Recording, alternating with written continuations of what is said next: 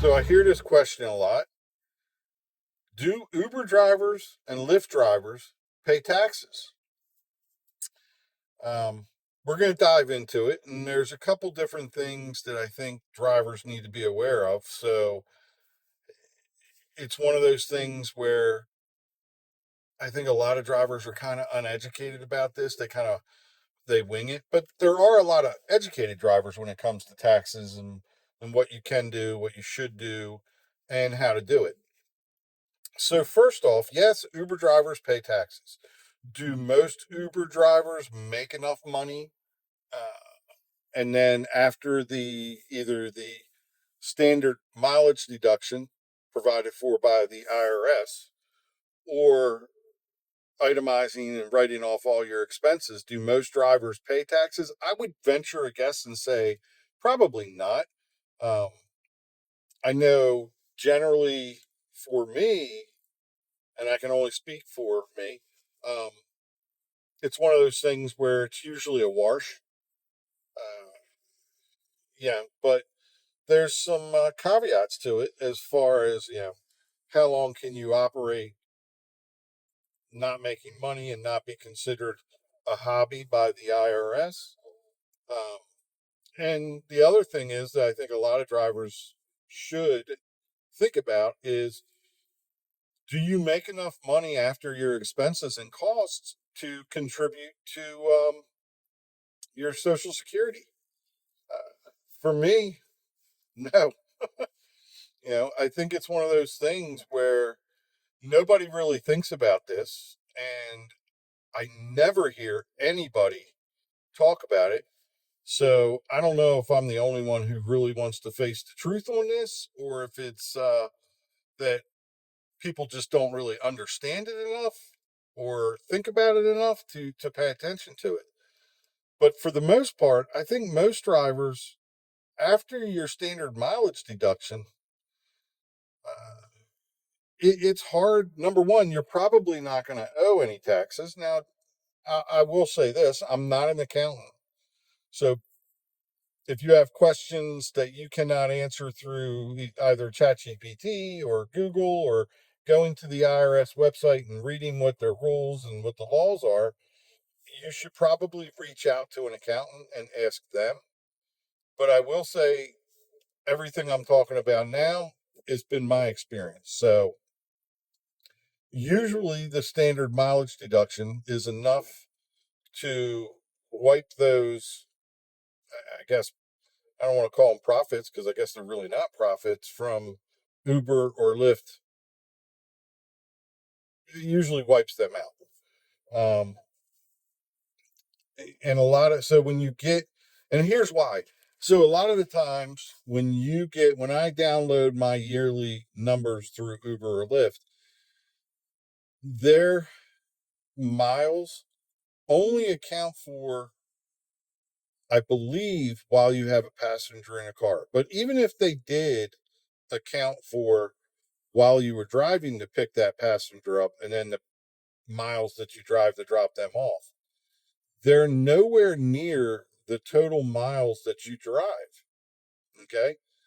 Every single one of us do it. We have a lot of, deadhead miles, no passenger in the car and not driving to pick somebody up. Just miles that we drive throughout the day. And they may be little, may only be 2 or 3 miles here, 5 miles there. But at the end of the day, they add up. And at the end of the week, they add up. And by the time you get to the end of the year, they have really added up. And there's usually enough miles driven to wash all that income out. And I believe, again, not an accountant, so Google it. Um, you know, your Social Security is paid off of your profits.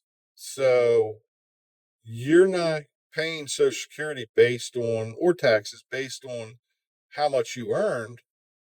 You're paying them off your profits. So if you made $100 and it cost you, according to the standard mileage deduction, and it cost you $98, you would only be responsible for those $2. Now, I'm oversimplifying this, but I'm trying to explain it in a way that everybody can understand, and more importantly, so I can understand. But it's one of those things where if you're tracking your miles and you're tracking your expenses, for me, it's been a wash for 12 years, and that's what surprises me the most about these gig platforms is that's a lot of money being generated. I mean, think about that. That's a lot of money being generated from Uber, from Lyft, from DoorDash, Grubhub, Instacart, whatever it is, whatever the gig app is. It's tons of money being generated that is not being taxed. And it shocks me that neither political party has stepped up and said, hey, wait a minute, these people aren't generating enough money to even pay Social Security. Now, I'm not saying every driver has this issue. I mean, I'm sure there's drivers out there that don't have this issue, but even even an electric vehicle, you still get that, I believe, that same for 2026, 72 and a half cents a mile that you write off. You should say 72 cents a mile that you can write off. And let's be honest, most rides that Uber and Lyft are offering for Uber X, and it seems like Uber Comfort and even Uber XL,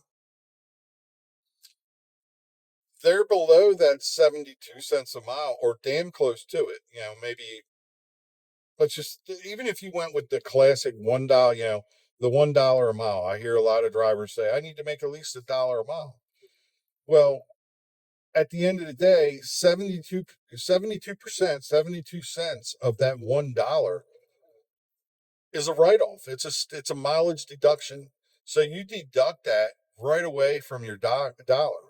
And now count in your other real expenses, and your time and the amount of miles that you're driving when you don't have a passenger or when you're not even on your way to a passenger. And once you add those miles together, you are far below 72 cents a mile. I mean, I would venture a guess that you might even be down below 20 cents a mile and not even realize it. So it's very important that drivers understand this. And I hear it a lot. I see it on in the comments. Do you pay taxes on your Uber money? Do you pay taxes on Lyft on the earnings that you get? I think for the most part, a lot of drivers probably aren't even eligible to do that, let alone pay into Social Security or retirement, which is kind of sad because there are drivers who I know a lot of people say, oh, this is just a side hustle. And my argument to them is no, it isn't. At what point did being a cab driver or a transportation driver become a side hustle? Is it a side hustle for bus drivers? Is it a side hustle for limousine drivers? Is it a side hustle for, we have something called Mobility Link in the Maryland area where the state actually contracts with a private company to drive the Maryland Mobility Link, which basically you can call in and they put you on a schedule. A driver comes by, picks them up. I drove one of these drivers for Mobility Link the other day, and I said, "Hey, just out of curiosity, what are they paying an hour?" It was $29.75 an hour. Now, granted, that $29.75 that's a state job, but this driver's getting $29.75 an hour. He's not spending his own fuel. He's not spending any of his own money. He's got a 401k. He's full dental, full vision, and full health care insurance. I don't know what he pays for through the state, but the fact that it's even provided and the state may pay a little bit of it, or who knows? I don't, maybe they pay all of it. I don't know. The fact that it's even provided, you got to ask yourself a question. When Uber and Lyft say we cannot afford, or it would break the model if you were to make drivers employees, or if we were forced to pay them benefits, or give them more benefits, or do this or do that, I don't buy it. I don't buy it for a second. Okay. And at some point, legislators are going to have to realize that, hey, you have a whole group of people out here, millions of people that are driving Uber, Lyft, they're doing DoorDash, Grubhub, whatever their side hustle is. They're out here doing these side hustles as a main job, a full-time job. They're working anywhere from 40 to sometimes 65, 70 hours a week for some of these drivers. And something has to change. I think that we should be paid enough money. And I know we're independent contractors and everything, but we should be paid enough money in our contracts, and we should be allowed to negotiate these contracts to where they are at least profitable, and we can pay taxes, pay into Social Security, put away money in a 401k, do all these things that, you know, make us more productive and give us an opportunity to better ourselves. And I think one day this will happen. I think it's probably going to have to be forced through legislation or maybe even case law from a court ruling. But I think one day it will happen. But until then, the answer to your question, or my question, I should say, is, do Uber and Lyft drivers pay taxes? If they make enough money, yes. But for the most part, most drivers probably fall into the same category that I do, which is no, because the standard mileage deduction wipes out that income, and it's a wash. You're either even or you're operating at a loss. Um, so there's the answer to that question. Most likely not. All right, I'd love to hear everybody's comments. Have you paid taxes in the past? Do you make enough money to pay your Social Security? Do you pay into Social Security as a driver? Let me know.